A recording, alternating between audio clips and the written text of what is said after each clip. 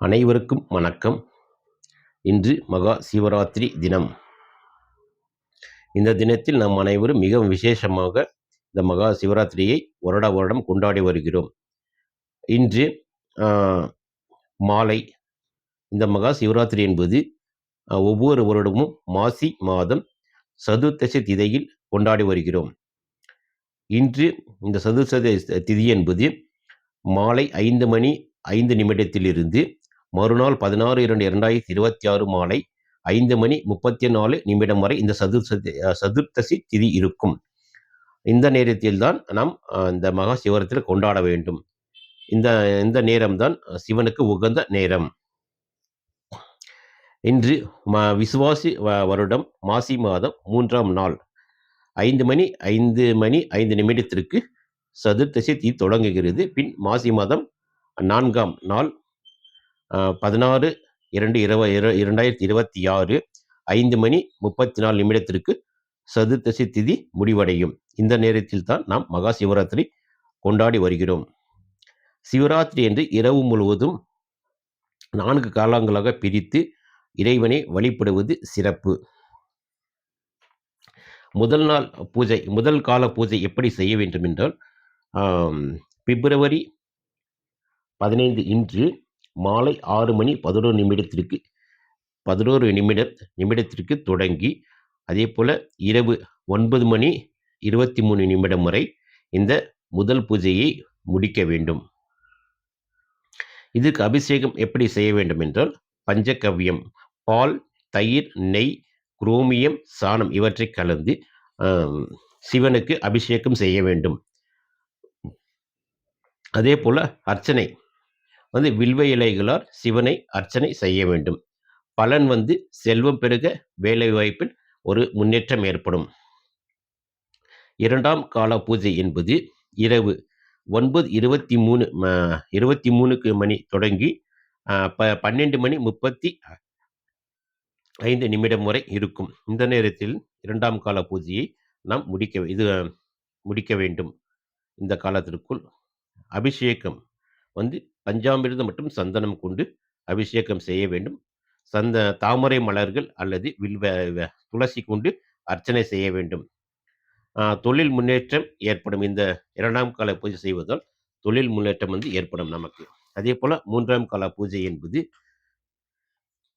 பிப்ரவரி 16 அதிகாலை 12:35 மணியிலிருந்து 3:47 வரை இந்த 3ஆம் கால பூஜையை செய்ய வேண்டும். இந்த 3ஆம் கால பூஜைக்கு அபிஷேகமாக தேன் மற்றும் பழச்சாறுகள் கொண்டு அபிஷேகம் செய்ய வேண்டும். அர்ச்சனை மல்லிகை அல்லது தாழாம்பூ மலர்கள் கொண்டு அர்ச்சனை செய்ய வேண்டும். இது எதுக்கு செய்யணும்னா, நம் மனதிலும் வீட்டிலும் உள்ள தீய சக்திகள் அகலும் என்பது நம் முன்னோர்களின் கூற்று.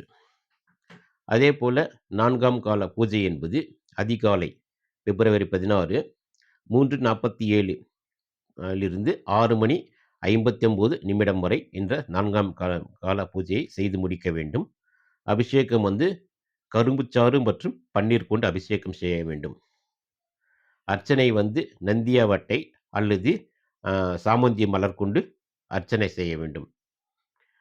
மோட்சம், இது பலன் என்னன்னா, மோட்சம் மற்றும் மன அமைதி கிடைக்கும் இந்த 4ஆம் கால பூஜை செய்வதால். விரத முறைகள் சிவராத்திரிக்கு முந்தைய நாள் நேற்று 14ஆம் தேதியிலிருந்து 14ஆம் தேதி ஒருவேளை உணவு மட்டும் உண்டு சிவராத்திரி என்று அதிகாலை நீராடி விரதத்தை தொடங்க வேண்டும். நேற்று 14ஆம் தேதி நேற்று ஒரே ஒரு வேளை மாத்திரம் சாப்பிட்டுட்டு விரதம் இருக்கணும். அதே போல் இன்று காலை நீராடி விரதத்தை தொடங்க வேண்டும். இந்த நாள் முழுவதும் ஓம் நமச்சிவாய மந்திரத்தை உச்சரித்து விரதம் இருப்பது நல்லது. உடல்நிலை முடியாதவர்கள் பால் அல்லது பழங்கள் உண்ணலாம். விழிப்பு இரவு முழுவதும் தூங்காமல் 4 கால பூஜைகளும் கலந்து கொள்வது மிகவும் சிறப்பு. அதே போல சிவபுராணங்களை பாடி சிவ மந்திரத்தை ஜெபித்து வர வேண்டும் இரவு முழுவதும். இப்படி செய்வதால் நாம் பலவித நன்மைகளை பெறலாம்.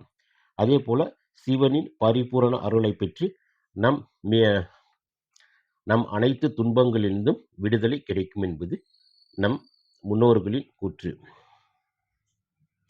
பின் இந்த 16ஆம் தேதி காலை இந்த பூஜையை முடித்தவுடன் வென் அ நீராடி நீராடி சிறிய உணவுகளுடன் விரதத்தை நிறைவு செய்து கொள்ள வேண்டும். இது முடிச்ச உடனே இப்படி வந்து நம்ம வந்து 16ஆம் தேதி காலை வந்து ஆ கொஞ்சமா உணவு வந்து எடுத்துட்டு, நீராடிட்டு கொஞ்சமா உணவு எடுத்து இந்த விரதத்த வந்து முடிச்சுக்கலாம். அப்புறம் வந்து நம்ம அன்றாட வேலைகள் எது இருக்கோ, அத வந்து நம்ம தொடங்கலாம். இப்படி வந்து இந்த சிவராத்திரி என்று வந்து நாம் வந்து உணவு உண்ணாமல் வெறும் பாலும், இந்த பல ரசங்களையும், இளநீரும் உண்டு உண்டு இருப்பது வந்து இந்த சிவனுக்கு மிகவும் உகந்த நாள் என்பதால், நாம் இந்த நேரத்தில வந்து விரதம் இருப்பது வந்து சிவனின் அருள் வந்து பரிபூரணமாக நமக்கு கிடைக்கும் வந்து. இதனால என்ன பலனுன்னா, நம் வாழ்வில் உள்ள அனைத்து துன்பங்களிலும் விடுதலை பெற்று மிகவும் மகிழ்ச்சியான வந்து வாழலாம் என்பது என்னுடைய தாழ்மையான கருத்து. மீண்டும் வந்து அடுத்த பதிவில் சந்திக்கலாம். நன்றி.